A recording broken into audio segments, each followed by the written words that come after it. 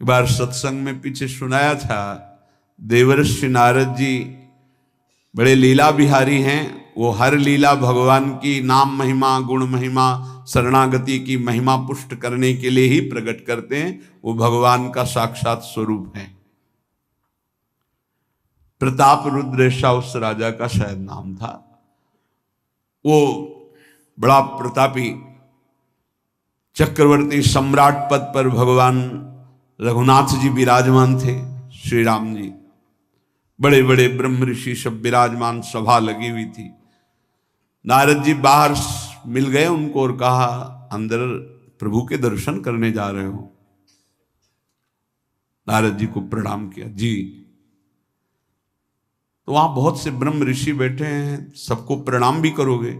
हाँ जी, तो मर्यादा है संतों को प्रणाम। तो विश्वामित्र जी को भी प्रणाम करोगे?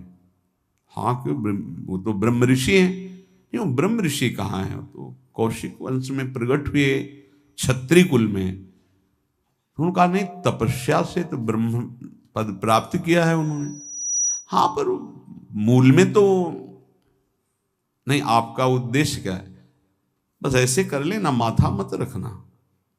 देवर्षि नारद जी के सब ऋषियों के माथा रखना।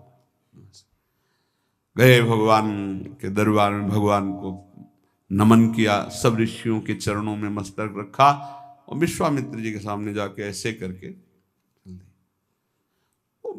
ध्यान भी नहीं दिया। सभा जब पूर्ण हुई, विश्वामित्र जी के पास नारद जी बैठे, बोले, आपने कुछ देखा भगवान? विश्वामित्र जी ने कहा, क्या? वो प्रताप रुद्र को? नहीं, क्या बात क्या? सबको तो माथा रख के प्रणाम किया, आपको ऐसे किया, आपने देखा नहीं? वाह, हाँ ऐसे तो किया, ये तो देखा, हमारा ध्यान नहीं गया, इस पर कोई विशेष बात है? बोले, हाँ, वो कह रहे थे कि मूल में तो क्षत्रिय ही है ना, ब्रह्म ऋषि तो बाद में तपस्या से, उसकी इतनी हिम्मत, मतलब एकदम अग्नि प्रज्वलित कर दी। हमारा दंड तो मिलना ही चाहिए। देवर्षि नारद, आप जैसे ब्रह्म ऋषि के साथ ऐसा उसको उधर सिखाया था और इधर ऐसे आवेश में खड़े हुए कहा, रघुनाथ, आपके दरबार में हमारा अपमान हुआ। भगवान, आपका अपमान कौन? प्रताप। वो जब चले गए, आपका आदेश क्या है? शाम तक उसका मस्तक हमारे चरणों में होना चाहिए। तो उनका प्रभु आपके सामने सत्य वचन कहता हूं, अगर सूर्यास्त होते होते मैं उसका मस्तक आपके चरणों में न डाल दूं, मैं रघुवंशी नहीं। आप शांत होइए। नारद जी ने बात पक्की। गए, अब वो आराम से अपने राज महल में सब बोले, खा ले, मारा जाएगा शाम तक। अभी भगवान ने संकल्प कर लिया कि शाम तक तुम्हारा गला काट के विश्वामित्र जी के होगा, महाराज आपने हमको फंसा दिया, हम तो साष्टांग लौट जाते। आप पहले तो कहा था कि केवल हाथ जोड़ देना। बोले, हम ये थोड़ी समझते थे समस्या फंस जाएगी, अब तो समस्या फंस गई। प्रभु अब बचे, बचाए, कैसे बचे? रघुनाथ जी ने कहा, मैं रघुवंशी नहीं, यदि उनके सत्य वचन होते हैं, भगवान कभी मिथ्या वचन नहीं बोल, मारे जाओगे। प्रभु बचा लो।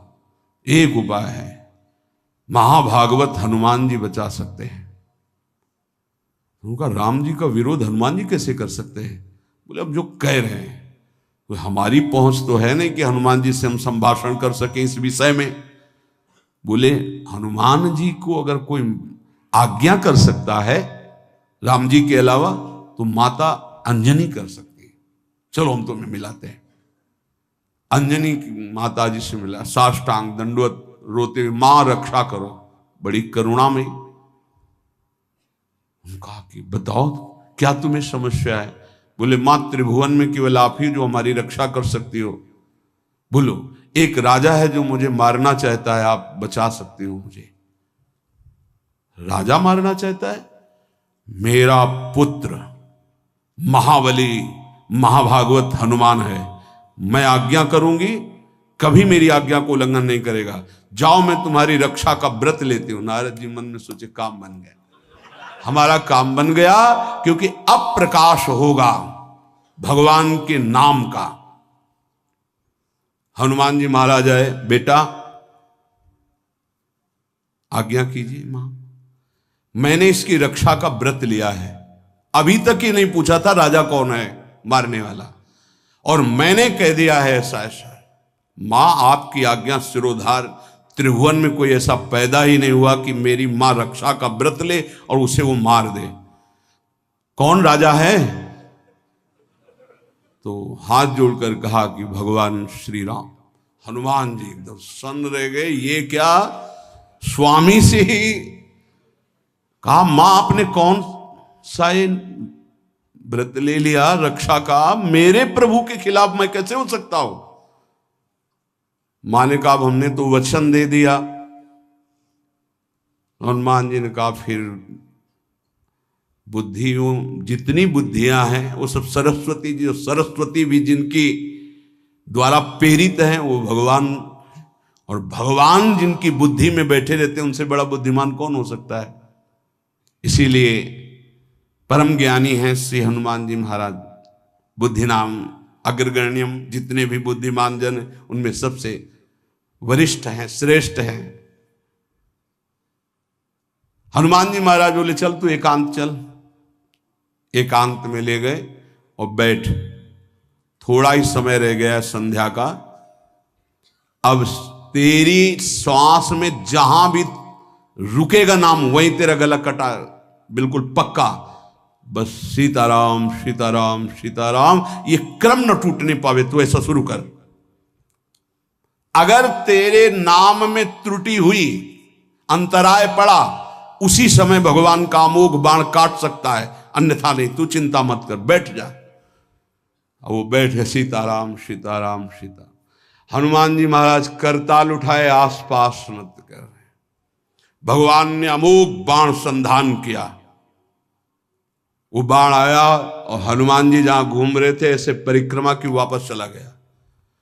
भगवान ने कहा आज तक ऐसा नहीं हुआ, अमोघ बाण मोघ कैसे हो गया, लक्ष्य को बेधे बिना वापस कैसे आ गया। दूसरा बाण भगवान ने संधान नहीं किया। है क्या, कौन है त्रिभुवन में ऐसा जिसको बाण बिना बेधे वापस चला गया। लक्ष्मण जी से कहा कि जहां प्रताप रुद्र वहां तुरंत जाइए और देखिए बात क्या है, उसके गले को क्यों नहीं अमोघ बाण ने छेदन किया। गए, सर्वज्ञ हैं। वहां जो स्थिति देखी तो हनुमान जी की आंखों में अश्रु चल रहे थे। नाम संकीर्तन घूम घूम के, और वो आंख मूंदे बस सीताराम सीताराम। परम प्रेमी लक्ष्मण जी भी तालियां बजाकर शुरू कर दिया, सीताराम सीताराम। राम जी ने विचार किया कि बाण तो वापस आ गया, लक्ष्मण जी वापस ही नहीं आए, सूचना ही नहीं। और विश्वामित्र जी कह रहे हैं तो आपने प्रण लिया था कि संध्या होते होते। भगवान ने कहा कि आप धैर्य धारण कीजिए गुरुदेव, मैं स्वयं जाता हूं। जब कहा कि मैं स्वयं जाता हूं तो बोले मैं भी स्वयं चलूंगा, देखूंगा तुम निर्णय क्या करते हो। पूरी ब्रह्म ऋषियों की समाज साथ में, नारद जी बीड़ा लिए आगे कि प्रभु हम भी देखेंगे, और सब कुछ रचा इनका है, बड़ा विचित्र खेल है इनका। महाराज जी ही गए तो देखा वो सीताराम सीताराम सीताराम। हनुमान जी महाराज सीताराम सीताराम कीर्तन कर, लक्ष्मण जी कीर्तन। भगवान ने कहा अब समझ में आया, जिसके गले में नाम निरंतर चल रहा है मेरा अमोघ बाण भी छेदन नहीं कर सकता। जो भगवान यहां कह रहे मेरा दिव्य सुदर्शन चक्र भी छेदन नहीं कर। भगवान ने कहा गुरुदेव आपने आज्ञा करी थी कि इसका शीश आना, आपने ये नहीं कहा था कि काट कर आना चाहिए, उसको रखो मस्तक। विश्वामित्र जी प्रसन्न हो गए। नारद जी ने कहा प्रभु इसमें न प्रताप रुद्र का दोष है न ब्रह्म ऋषि विश्वामित्र जी का। मैं ये दिखाना चाहता था कि आपके अमोघ अस्त्र से भी बढ़कर आपका नाम है। आपके अमोघ अस्त्र को कोई अगर, तो नाम आपका है। भगवान ने यहां जो कहा कि मेरा सुदर्शन चक्र भी उस गले को नहीं काट सकता जिससे नाम चलता है। विश्वास कीजिए, भगवान की ऐसी लीलाएं होती हैं जिनको माया ऐसे प्रस्तुत करती है कि आपको अविश्वास हो जाए, पर ऐसा नहीं। उसमें गूढ़ रहस्य होते हैं, भगवान की दिव्य विधान होते हैं। हम मायाकृत बुद्धि वाले उस विधानों को नहीं समझते। नाम जापक एक अमोघ शक्ति वाला हो जाता है। आप अभी 4 दिन नाम जप किए, विपत्ति पापाचरण के कारण कोई प्रेरित होकर आ गई, माया ने कोई नाटक रच दिया, आपकी श्रद्धा खत्म हो गई। अरे युद्ध है, कभी विपक्ष से भी बाण आकर शरीर को घायल करता है तो सूरवीर पीठ दिखा के थोड़ी भागता है। ऐसे ही भजन के मार्ग में उतरा जाता है, चाहे जितनी विपत्तियां आए। अब नाम नहीं छूटेगा तो विपत्तियों का कोई प्रभाव आप पर नहीं पड़ेगा। हरि स्मृति सर्व विपदि विमोक्षण।